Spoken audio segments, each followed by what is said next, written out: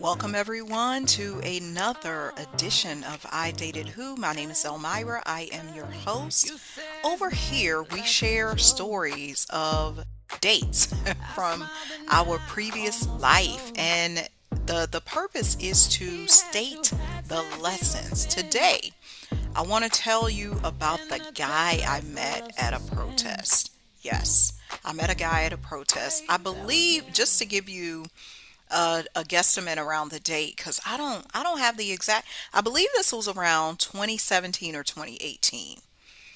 I was living in Nashville at the time, and I was planning to visit Virginia. This was in my Black Power phase. I was all like, B1, I'm fighting for the cause, I'm doing it, down Whitey, So on that visit to Virginia, one of my contacts reached out to me, Omari.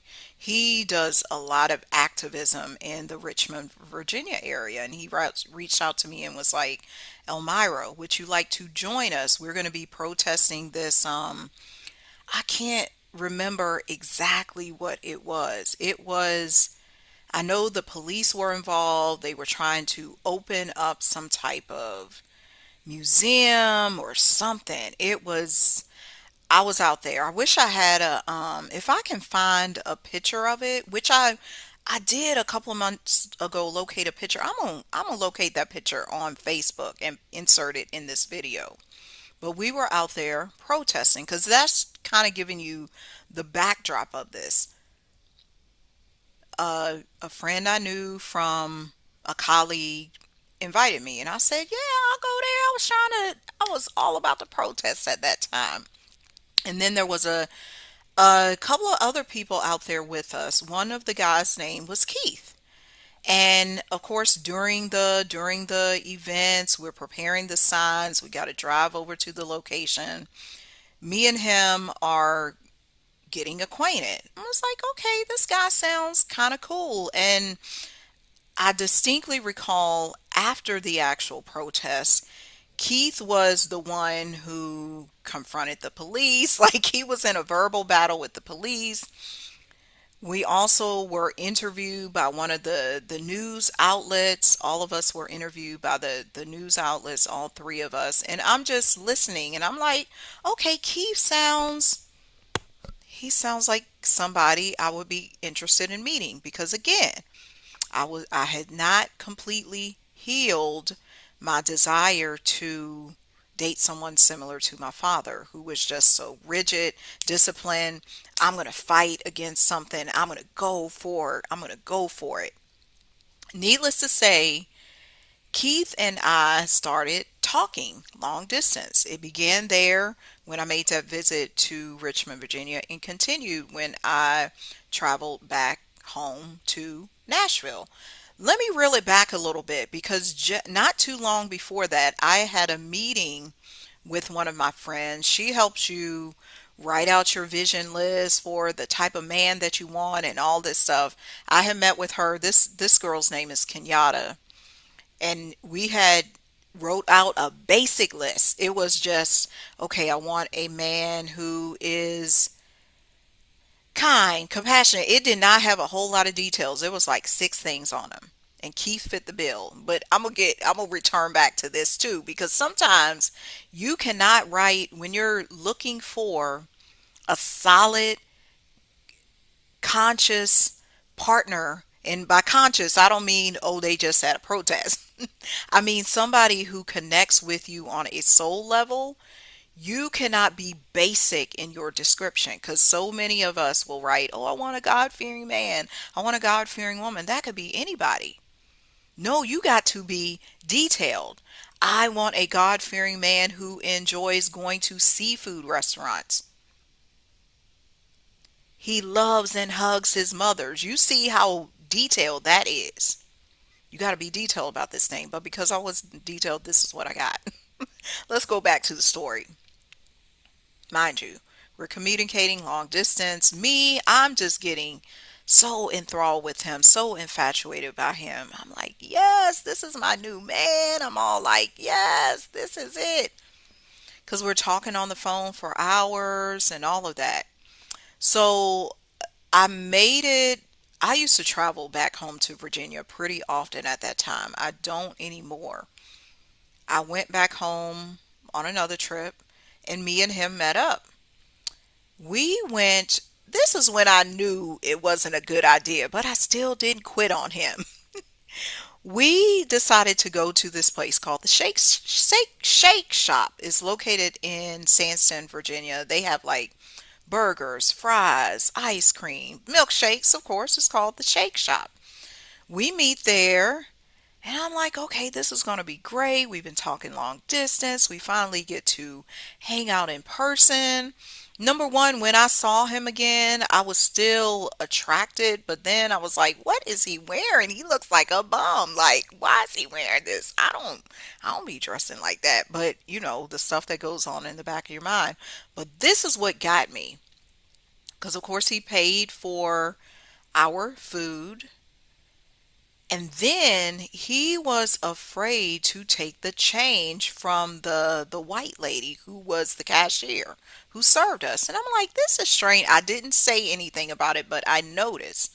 I said, why is he acting like that? Why is he not wanting to take this change from this woman? And of course, we had just met at the Black Power protest. We was fighting for our rights. So now I'm like, I'm uncovering some layers here.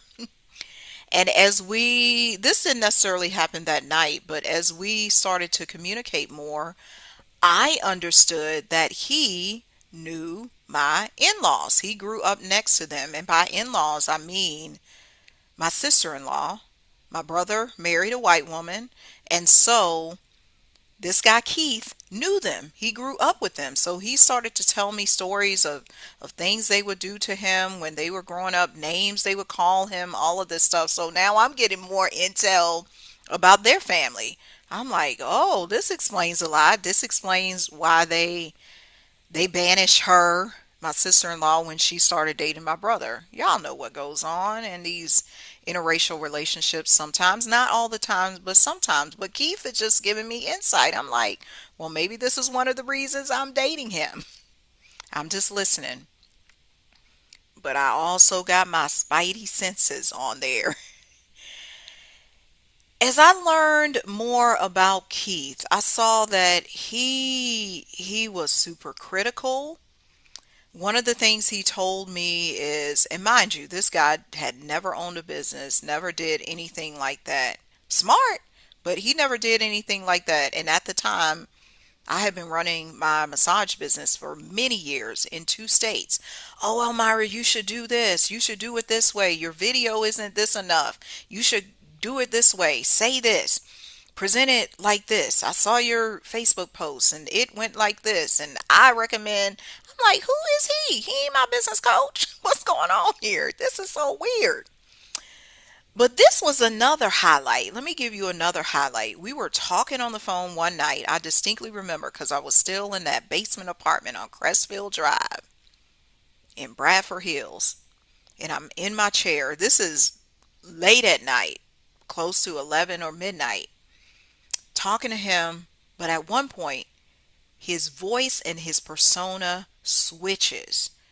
And I'm like, okay, I need to get out a piece of paper and record this because what he's saying is not him.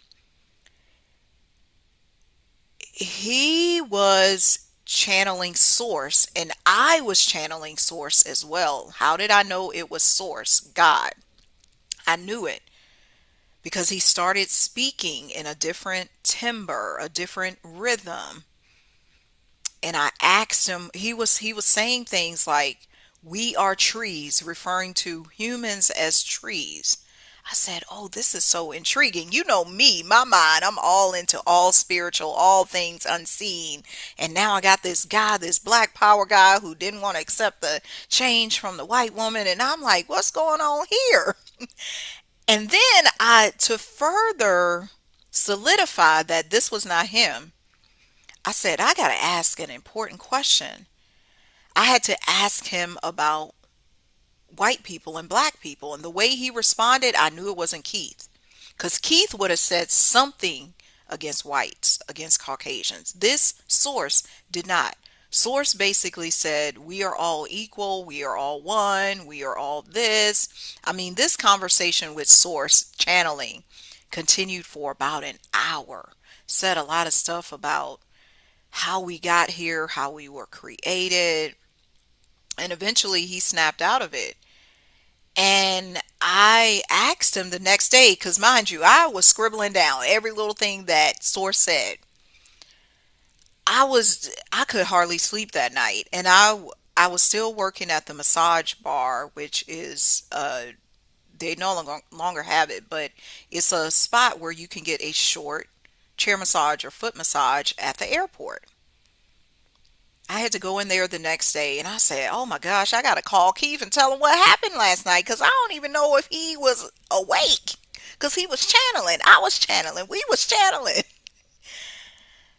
And I explained that to him once I got to work at the airport. He said, "What? What happened?" And I had the piece of paper with me at work. I started reading off the things that Source said spoke through him. He was like, "Elmira, are you for real?" I was like, "Yes, this really happened. This happened last night." I wasn't in shock, but he was more in shock than me as I'm relaying this thing to him. Here's the weird part. I put that piece of paper with all the notes, the conversation with Source, in a book on my bookshelf. Never was able to locate that piece of paper. It disappeared. It went into a portal. I know it did.